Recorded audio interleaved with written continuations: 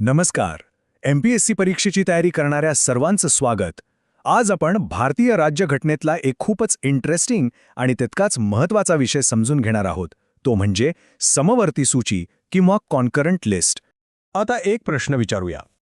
असं होऊ शकतं का की एकाच विषयावर केंद्र सरकार आणि राज्य सरकार दोघंही कायदे बनवू शकतात?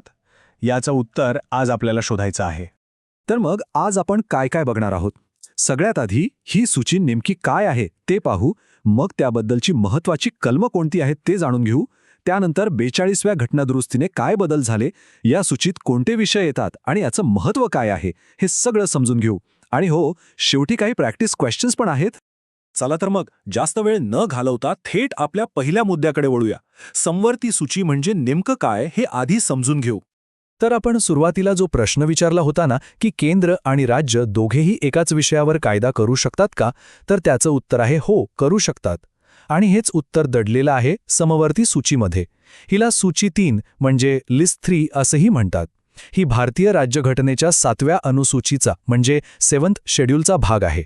आणि यात असे एकूण 52 विषय आहेत ज्यावर संसद आणि राज्य विधिमंडळ म्हणजे दोन्हीही कायदे बनवू शकतात. आता हे बघा, आपल्या राज्यघटनेनं कायदे बनवण्याचे अधिकार किती व्यवस्थित वाटली आहेत. इथे 3 याद्या दिसतायत. पहिली आहे संघसूची किंवा युनियन लिस्ट. यात संरक्षण, परराष्ट्र व्यवहार यांसारखे विषय आहेत ज्यावर फक्त आणि फक्त आपली संसद कायदा करू शकते. दुसरी आहे राज्यसूची म्हणजे स्टेट लिस्ट. पोलीस, सार्वजनिक आरोग्य यांसारखे विषय ज्यावर फक्त राज्याचं विधानमंडळ कायदा बनवतं. आणि तिसरी, जी आज आपण समजून घेतोय, ती म्हणजे समवर्ती सूची. इथे मात्र केंद्र आणि राज्य दोघांनाही कायदा करण्याचा अधिकार आहे. शिक्षण आणि वन ही त्याची उत्तम उदाहरणं आहेत.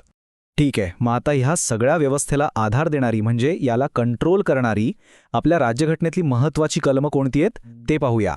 सगळ्यात पहिलं आणि सगळ्यात महत्त्वाचं कलम आहे कलम 246.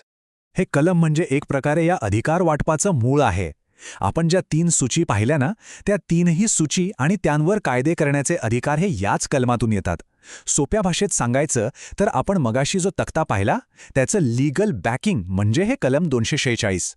आता इथे एक मोठा प्रश्न उभा राहतो. समजा एकाच विषयावर केंद्राने पण कायदा बनवला आणि राज्याने पण, आणि दोन्ही कायद्यांमध्ये मतभेद आहेत, म्हणजे ते एकमेकांच्या विरोधात आहेत. मग अशा वेळी काय करायचं? कुणाचा कायदा लागू होणार? याचं उत्तर आपल्याला मिळतं कलम 254 मध्ये. आणि हे कलम अगदी स्पष्ट आहे. जर असा काही संघर्ष निर्माण झालाच तर केंद्राचा कायदा म्हणजेच संसदेने बनवलेला कायदा हा श्रेष्ठ मानला जाईल. आणि राज्याचा कायदा ज्या प्रमाणात केंद्राच्या कायद्याच्या विरोधात असेल तेवढ्यापुरता तो रद्द समजला जाईल. पण थांबा, इथे एक इंटरेस्टिंग अपवाद पण आहे. समजा राज्याने बनवलेला कायदा राष्ट्रपतींच्या मंजुरीसाठी पाठवला आणि राष्ट्रपतींनी त्याला मंजुरी दिली, तर मग मात्र त्या स्पेसिफिक राज्यात राज्याचा कायदा केंद्राच्या कायद्यावर प्रभावी ठरू शकतो. हा एक खूप महत्त्वाचा मुद्दा आहे. आता आपण समवर्ती सूचीच्या इतिहासातल्या एका गेम चेंजर घटनेबद्दल बोलणार आहोत. ते साल होतं 1976 आणि घटना दुरुस्ती होती 42वी. ही घटना दुरुस्ती इतकी व्यापक होती की तिला मिनी कॉन्स्टिट्यूशन किंवा छोटे संविधान असंही ओळखलं जातं. आणि याच दुरुस्तीने समवर्ती सूचीचा आवाका प्रचंड वाढवला, ज्यामुळे केंद्र राज्यांच्या अधिकारांचं गणितच बदलून गेलं. तर या दुरुस्तीने नेमकं काय केलं तर राज्य सूचीमधले तब्बल 5 महत्त्वाचे विषय उचलून समवर्ती सूचीमध्ये टाकण्यात आले. ते विषय होते शिक्षण, वने, वन्य प्राणी आणि पक्ष्यांचं संरक्षण, वजने आणि मापे आणि न्याय प्रशासन. याचा अर्थ काय? तर जे अधिकार आधी फक्त आणि फक्त राज्यांकडे होते ते आता केंद्र आणि राज्य दोघांसाठी सामायिक झाले.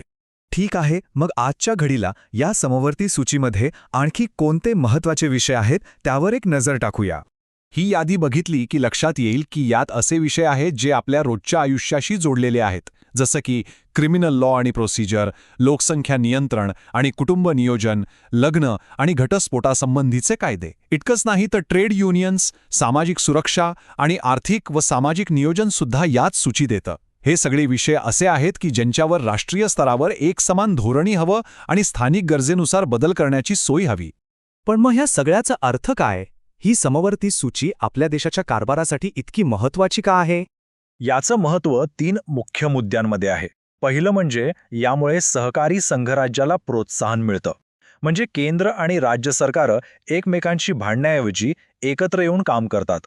दुसरं, यामुळे महत्त्वाच्या विषयांवर देशपातळीवर एक समानता राखता येते.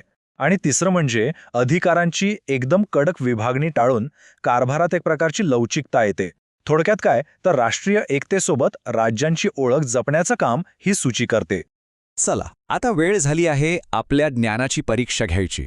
MPSC मध्ये जसे प्रश्न येतात अगदी तसेच काही प्रश्न आता आपण सोडवून बघूया. पहिला प्रश्न, 42व्या घटनादुरुस्तीद्वारे खालीलपैकी कोणता विषय राज्य सूचीतून समवर्ती सूचीमध्ये हस्तांतरित करण्यात आला? पर्याय आहेत अ. कृषी, ब. शिक्षण, क. सिंचन आणि ड. स्थानिक स्वराज्य संस्था. आणि याचं बरोबर उत्तर आहे पर्याय ब. शिक्षण. आपण पाहिलं की 1976 मध्ये शिक्षण, वन्य प्राण्यांचं संरक्षण अशा महत्त्वाच्या विषयांना समवर्ती सूचीत टाकण्यात आलं होतं. प्रश्न दुसरा, समवर्ती सूचीतील एखाद्या विषयावर राज्याच्या कायद्याचा केंद्रीय कायद्याशी संघर्ष झाल्यास कलम 254 नुसार सामान्यतः कोणता कायदा श्रेष्ठ ठरतो? पर्याय आहेत अ. राज्याचा कायदा, ब. केंद्रीय कायदा, क. जो कायदा आधी पास झाला तो, की ड. दोन्ही कायदे रद्द होतात. याचं उत्तर आहे पर्याय ब. केंद्रीय कायदा. आपण कलम 254 मध्ये पाहिलं होतं की कोणत्याही संघर्षाच्या परिस्थितीत संसदेने बनवलेला कायदा हाच श्रेष्ठ मानला जातो. आणि शेवटी एक विचार करण्यासारखा मुद्दा, की ही समवर्ती सूची भारताच्या संघराज्यीय रचनेत एकता आणि विविधता यांच्यातला तो अनोखा समतोल कसा साधते, हेच तर आपल्या राज्यघटनेचं खरं सौंदर्य आहे. यावर विचार नक्की करा.